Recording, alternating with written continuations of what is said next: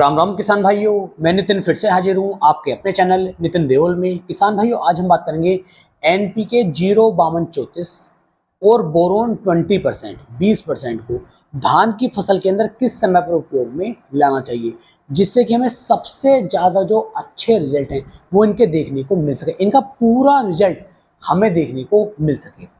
तो देखिए, जैसे 05234 की हम बात कर रहे हैं तो 05234 के अंदर आपको 52% में फास्फोरस देखने को मिल रहा है। और फास्फोरस के जो सबसे अच्छे रिजल्ट होते हैं वो होते हैं, ये जड़ों का निर्माण ज़्यादा करता है।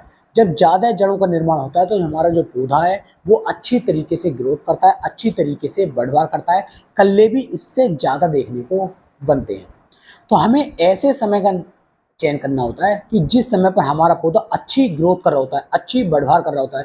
अगर उस समय पर हम 05234 का स्प्रे करेंगे तो हमें ज़्यादा बेहतर रिजल्ट देखने को मिल जाते हैं। दूसरा, इसके अंदर 34% आपको जो है पोटास देखने को मिल रही है।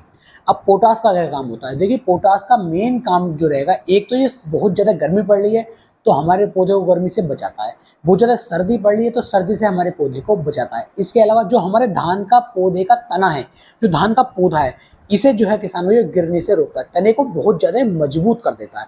तो हमें इसका इस समय पर तैयार करना है जिस समय पर इसके पौधे को गिरने की समस्या आने वाली होती है। इसके अलावा धान के अंदर जो बालियां हमारी बन रही हैं, इनके अंदर दूध जो बनता है उस दूध को अच्छी तरीके से भरने का इसका काम रहता है।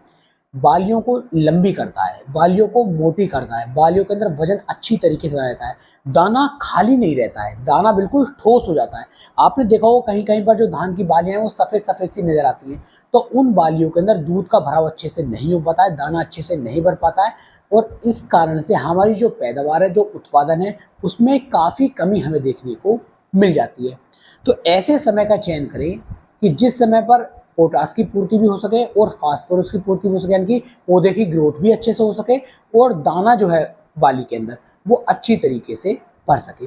तो ये ध्यान हमें रखना है। इसके अलावा बात कर रहे थे हम पोटास की ये भी जो इसकी बोरोन की, कि भाई बोरोन का उपयोग क्यों करना। तो देखिए, बोरोन का काम क्या रहता है, परंपरागण की जो क्रिया है वो बोरोन के द्वारा बहुत तेजी के साथ हो जाती है। तो बोरोन को हमें ऐसे समय पर डालना है जिस समय पर हमारे पौधे के अंदर बालियां बनने वाली होती हैं या फिर बहुत अच्छी ग्रोथ में हमारा पौधा चल रहा होता है और हम चाहते हैं कि हमारी जो पैदावार है वो काफ़ी ज़्यादा बढ़ जाए। तो ऐसे समय का हमें जो है चयन करना होता है। तो इसके लिए सबसे बढ़िया जो समय रहेगा, जब हमारी जो गेहूँ मतलब हमारी जो धान की फसल है लगभग 70 से लेके 80 दिन के मध्य चलती है।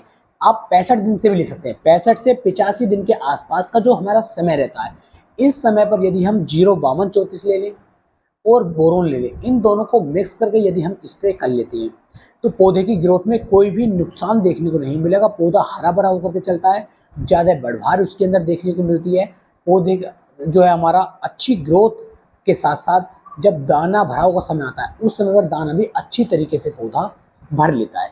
तो 65 से लेकर 85 दिन के मध्य आपको जो है एनपीके 05234 की मात्रा 1 से लेकर 1.5 किलोग्राम प्रति एकड़ के हिसाब से ले लेनी चाहिए, और साथ में बोरोन 20% की मात्रा 100 से लेकर 150 ग्राम प्रति एकड़ के हिसाब से ले लेनी चाहिए।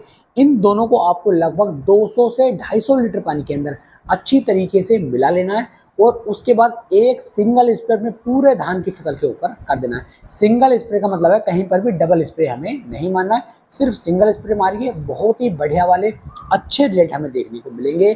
धान की ग्रोथ भी अच्छे से होगी।